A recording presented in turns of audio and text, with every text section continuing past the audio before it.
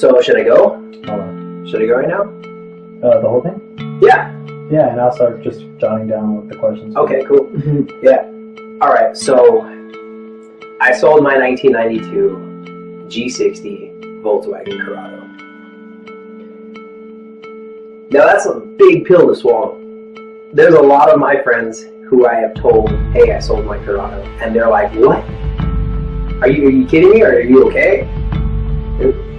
What's wrong with you? Is there something that I need to know, or what's the situation here? And so they're all really worried about me with this, and so this is where I set the record straight and tell my story. So where to start? Let's start from the beginning. In 2001, my parents purchased this vehicle for me. And lo and behold, nobody realized that this vehicle was supercharged, considered a sports car, and was just way too much of a car for somebody's first car to actually have. So with that said,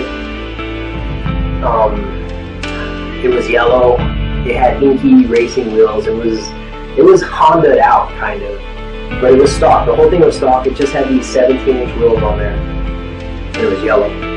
So all through high school, everybody remembered me as Caleb in his yellow car. And so that's like, I'm 17 at the time, and now I'm 32. And so it's just like, wow, how do you just sell a car like that? Are you okay with selling it? You know, and so here's my answer to all those questions, because it's just a big bundle of there's no real one sentence answer. There's just a combination of things that go with saying, hey, you got rid of your car, how do you feel about that? And so here we go. The car was just awesome. It was a great car.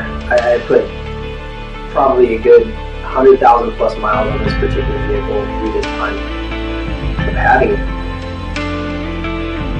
Went through high school with it, cool. Got out of high school with it, blew the supercharger up. Purchased a Lyscombe supercharger, and it was nuts. It sounded like a siren going down the road with this charger. It sounded like it had a cam in there.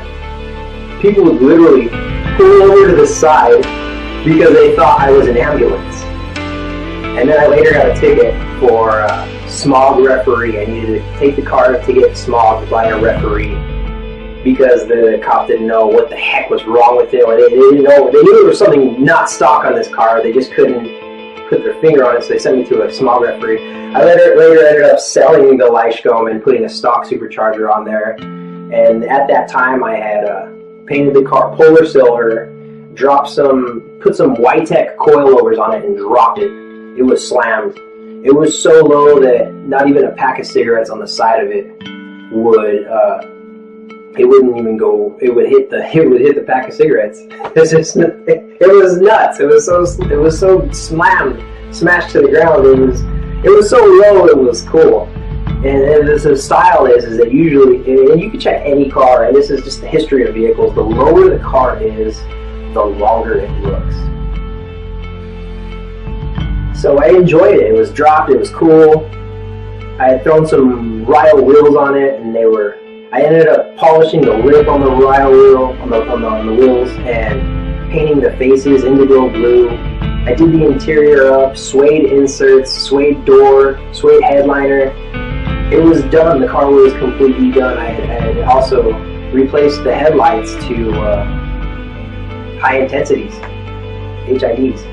So the car was just bumper to bumper, tricked out inside and out. Later, I pulled the PG motor that was in it, and I put the 1.8 turbo inside the car with a standalone engine management system, SDS. At the time, it was either SDS or Megasquirt, and I just so happened to pick SDS, and I wish that I would have went with Megasquirt because SDS was just, it's not the business anymore. That was, it didn't take the cake. Megasquirt did, and SDS is really not that big of an engine management system anymore. But anyways, the car was fast. We had dynoed it, thrown it on the dyno. I was pulling maybe about 300 horses with the car, and it was just stupid fast. The only problem was that the instrument cluster that was in the car, I couldn't tell exactly how fast I was going. The only way I would find out how fast I was going through GPS, using GPS on my cell phone. I couldn't tell how much fuel I had. I actually ran out of gas one time in the car. So just all these little tiny things like that. I couldn't tell how fast we're going, gas, RPMs. I could see the RPMs on the simple digital system, the SDS box that's inside the cockpit, and giving me all the parameters and all that stuff. But that was just like where everything started to begin the decline of this car, because things started breaking after that. When the car was fast, and if anybody knows anything about speed or performance, things start to break down. And I had actually cracked the front bracket for the engine mount numerous occasions. I had to weld it myself a couple times. It's just, when I sold the car, it's still cracked. It's probably still cracked to this day, actually. And that's what led to the ultimate decision to really get rid of this car, because just things kept breaking. The turbo I had refurbished twice. And so this last time it was on a decline. The smoke's coming out of the tailpipe. I'm like, you know what? Not a single dime anymore on this car. I'm done. It's just way too much. I'm getting a lot of heck from my mom, from my parents, from my family, from just everybody. Is like, dang, dude, he's always under construction with this car. And I've gone so far with it, enjoyed it, and it was on the upslope of actually like performing well again. And the turbo just took a dump on me again, so time to move on, pretty much. That's just one side of it. The other side is, I've grown up. I don't want to just go ahead and keep fixing the same car and be remembered as the guy that had that same car from high school all the way up to now. And that's just not who I am. It's more like, here you will pass the torch off to somebody who can actually enjoy this car and who is also mechanically inclined to maintain this car, because there's just so many things that can go wrong on this particular vehicle. With anybody knows anything about Corrados, they'll hear you when you say, you know what, you've been running really good, and then it'll just break. You know, something will go bad, something will go off. So with that said, it's just too much. Another thing was, when I drove the vehicle into the wounded, after I came from the deployment, I had injured my wrist, and I went over to the Wounded Warrior Battalion over in Fort Bliss, and I had driven this particular vehicle from Los Angeles all the way to El Paso, Texas, where Fort Bliss is, without a spare tire or without a jack, anything. I just literally jumped in the car on a whim, saying, hey, this car will make it, and just prayed with hopes and dreams, 805 miles to my other destination, without heat, without AC, and it was December when I did this, and I just froze all the way from LA to El Paso. And that's when I realized, like, I had opened up, a really big door of just problems for myself. I could have just hit a flat, ran over a nail, something, and I would have just been completely out of luck. It just opened up myself to more problems than I actually needed. And so I was on a big risk.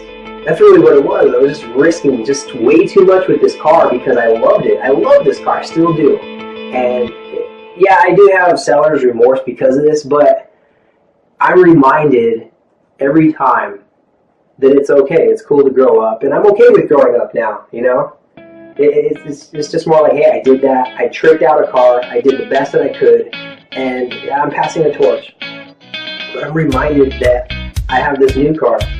I got this 335 BMW, and the car came stock with 300 horses, and I have plenty of cool little gadgets that are in that car, so let's just say the car runs just fine. Okay. I'm going to ask you a few questions. Do you have any regrets, for instance, the amount of time and money you spent on it? Gosh, I spent about $25,000+ on this car through its duration of how from when I first owned it to now. I sold it for a good price, but I'm never going to get that kind of money out of it. No. But so do I have any regrets? Yes. No, I don't regret it because I learned a lot from it. I learned top dead center. I learned how to install so many things on a car and just hop up the car, make it perform the way that you wanted it to do. I don't necessarily have any regrets on any of this. I think maybe I just regret that the car wasn't rear wheel drive. If it was rear wheel drive, it would have been a lot. I think it's the only problem with the car when it came off the line from Volkswagen. So I don't necessarily have any regrets, but I learned everything from that car. And what was your favorite memory with this car? My favorite memory would definitely have to be when I picked up the car from Render Motorsport right after we did the transplant with the 1.8T, and I picked up my dad, and we drove to Signal Hill, and we took a look at there's a park in Signal Hill that's got this great view overlooking the ocean all the way into the city. I mean, you could literally see LA from this one mountaintop as well as the ocean.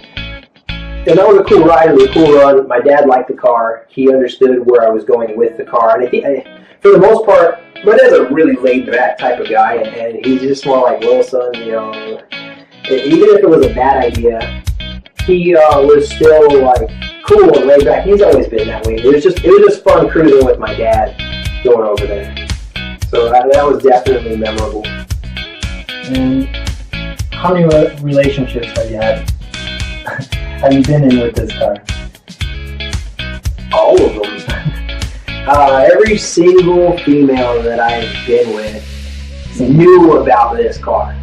Okay, but not all of them rode in this car. How many rode in with it? Two. For sure 2, maybe 3. But not, gosh, you're talking about a span from 17 to now. And I would definitely want to say 2. Yeah. So it wasn't necessarily like their car. This was like my car. But they all knew about it. Okay. And have you ever been pulled over or had any problems with the authorities due to how low the vehicle was or how fast it was? Okay. Faster than a speeding ticket. No, never got a speeding ticket in the car. Not one speeding ticket, and going fast was what that car would do. after 45 miles an hour, the wing would come up. That one up there, that wing goes up on that one. That's a turtle. 911 turtle. You said you had it really low, almost. Lower the pack. If you grab a pack of cigarettes and you put the pack of cigarettes on its side, like this, and the front end would hit the pack of cigarettes. I mean, it was nuts. Nobody pulled you over. Nobody pulled me over the fact how low it was. But when I got I think I got like 4, and they're actually on my record. Even when I enlisted, they're on my record. And it was just funny because the recruiters would razz me about it. And I still don't sport them. I had like 4 no front license plate tickets on that car. So, and the funny thing is whenever an officer pulls me over and says, hey, how come you don't have a front license plate on your car? I always tell them, like, officer, sir, I know it's illegal. I just don't like them. So I don't put them on. And I'll still say that to this day. My new 3 Series, that thing doesn't have a front license plate on it. So that's just the way I rock it. That's just the way I'm gonna rock it. Have you had any close calls to where you thought you might crash or burn driving the Speed Demon, other than what you shared to us today? Okay,